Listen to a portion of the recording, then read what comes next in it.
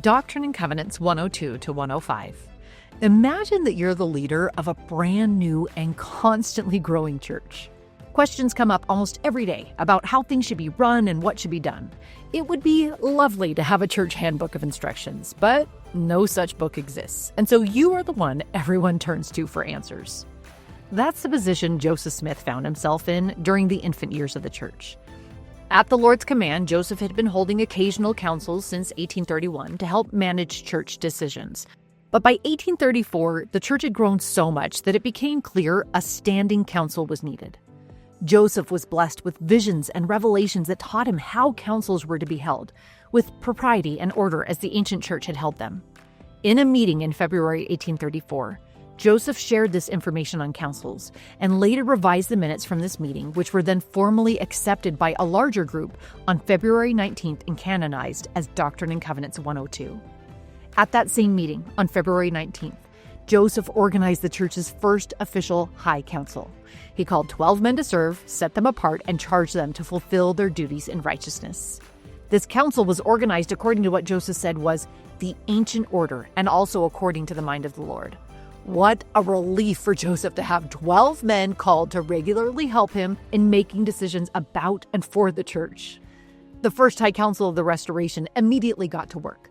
The men drew numbers between 1 and 12. Those who drew even numbers were responsible for preventing insult and injustice against the accused person, and those who drew odd numbers were responsible for ensuring the interests of the church. Now, if that doesn't sound odd enough, the first issue they considered was from Ezra Thayer, who complained that Curtis Hodges preached too loudly and unclearly. Witnesses confirmed he was so loud that he lost his voice. Joseph ruled that Hodges was in the wrong, and Hodges agreed and promised to do better. Though such a matter might seem frivolous, it gave these men practice in how to fulfill their callings as the Lord had commanded. But while the church was becoming more organized in Kirtland, life in Missouri was becoming more disorderly and complicated.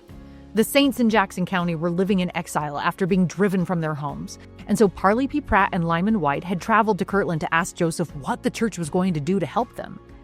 These men informed Joseph that Missouri's governor, Daniel Dunklin, supported the saints returning to their homes but was unwilling to offer military protection.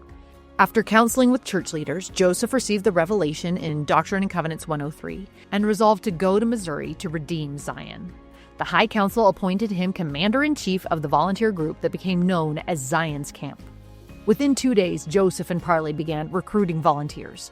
Other leaders joined them: Orson Pratt, Orson Hyde, Lyman White, Sidney Rigdon, Hiram Smith, and Frederick G. Williams.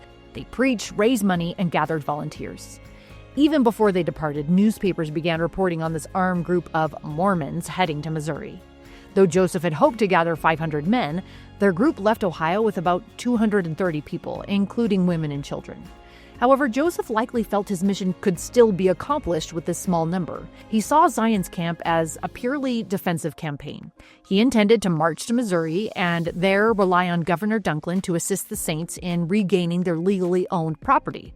Joseph and the rest of the camp would then stay in Missouri to protect the saints from being driven out again. However, the Missourians felt threatened by the approaching group.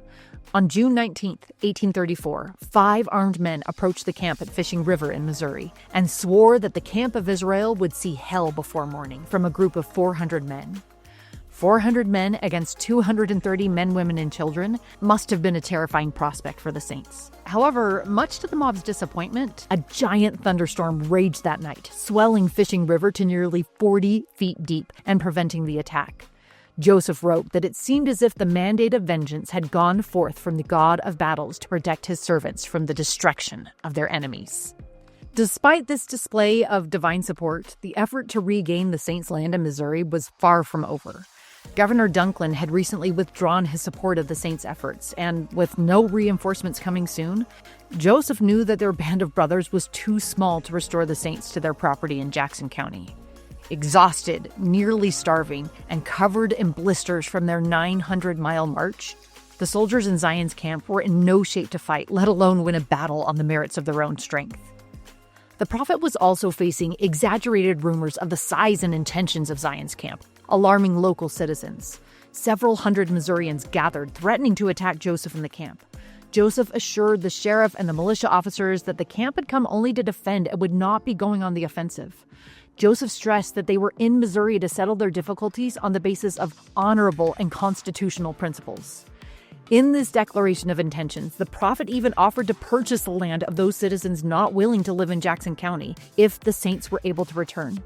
The day after the prophet's declaration, on June 22, 1834, Joseph called a council to determine their next steps. They were camping on the property of John Cooper, a church member who lived about 4 miles north of Fishing River in Clay County. Some of the men were anxious to fight. Others were hesitant, knowing they would have no additional support from the governor.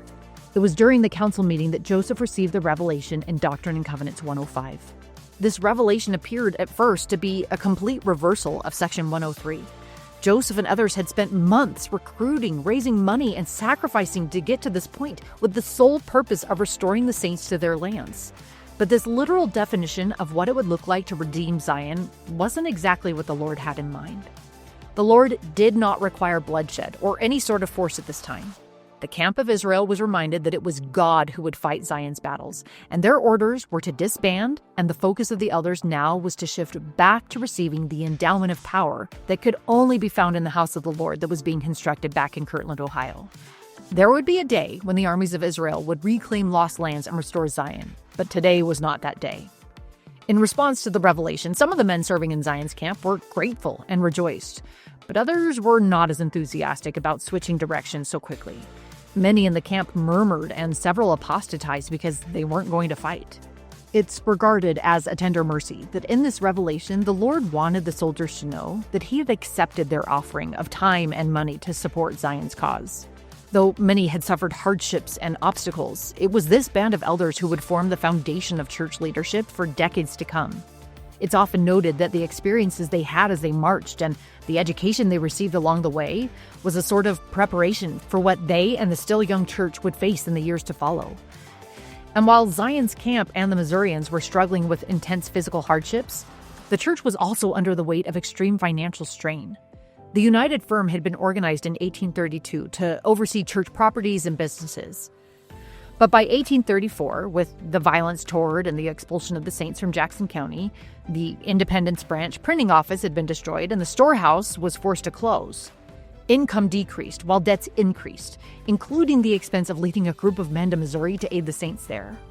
Because of these difficulties, along with some members' mismanagement of resources, the men of the Kirtland branch met on April 10, 1834, and decided to dissolve the firm. But they delayed, hoping the needed funds would miraculously appear and make the dissolution unnecessary. During this time, Joseph, as well as other church leaders, prayed mightily for the Lord to intervene and for guidance in how to proceed. On April 23rd, members of the firm met again and received the revelation in Doctrine and Covenants 104, which addressed the saints' complex financial issues. They were directed to reorganize the firm into 2 separate orders, one in Ohio and the other in Missouri. In this revelation, the Lord reviewed the principle of consecration and also outlined his reasoning for requiring the saints to live it. He made the earth. As creator and owner, all things are his. We're only his stewards, and the rich must share with the poor. Acting immediately on this revelation, members of the United Firm in Kirtland forgave debts they owed each other, which alleviated some of the burden, but there were still outside creditors demanding payment of debts. Joseph continued to pour out his heart to the Lord for financial help, and in response, donations from consecrating saints started rolling in. But the issue of the mortgage on the farm upon which the temple was being built was coming due. One evening, they received an impression that the Lord would deliver them from this debt. They would wait 2 more months before a new convert and hotel owner, John Tanner, would arrive in Kirtland with $2,000. With a foreclosure notice on the temple property pending, this money would pay for the property. Originally considered a loan, Joseph later tried to repay John Tanner. John refused the money and told Joseph no repayment was necessary. In Doctrine and Covenants 102 through 105, we find that whether it's organizing the High Council, marching in Zion's camp, or navigating financial collapse, the early saints were learning how to be the Lord's people. They didn't always understand what the Lord was doing, but they followed. And that's how Zion will be redeemed, not just by action, but by consecrating our will and trusting in the Lord's timing. And that's what's happening in Come Follow Me this week.